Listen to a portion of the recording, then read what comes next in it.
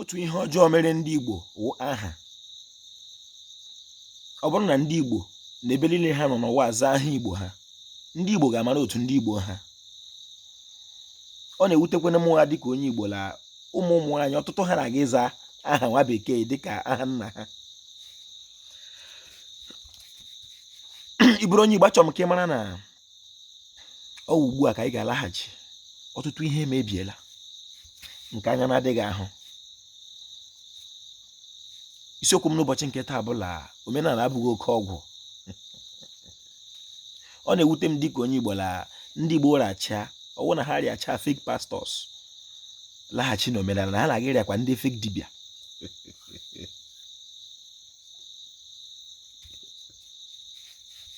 Jiri ntị onye Igbo n'obi onye Igbo. Omenala abụghị oke ọgwụ. Ọ bụrụ na ịbụ onye Igbo ịchọ ime omenala, achọrọ m ka ị mara na omenala abụghị igbo oke ọgwụ.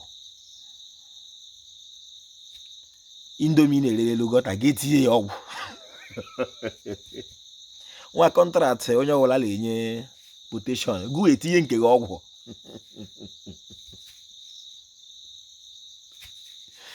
Ebe ndị Igbo bidoro gbowa ọgwụ ka ha chekwa onwe ha maka ihe ọjọọ ma mbịarambịa, maka ọwụ taa ka agha bidoro. Mana ọ na-ewute m dịka onye Igbo la ihe na-enweghị ihe ọghụghọ etile ya ọgwụ.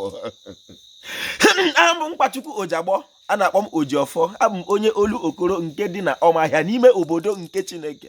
Igbo mmanụ.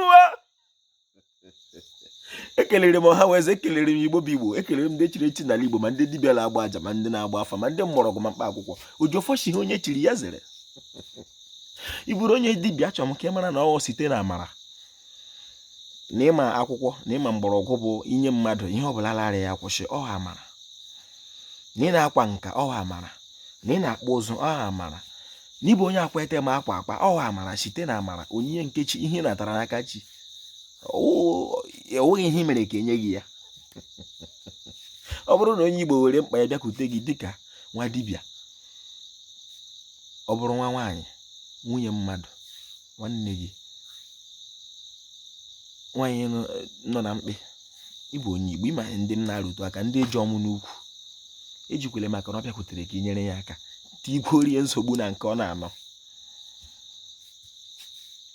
Anyị ga-emeriri omenala Igbo ka ọ dịrị anyị na mma dịka onye Igbo. Onye Igbo, omenala abụghị oke ọgwụ. Ihe ọ bụla ị gwọrọ ọgwụ ka ị nweta.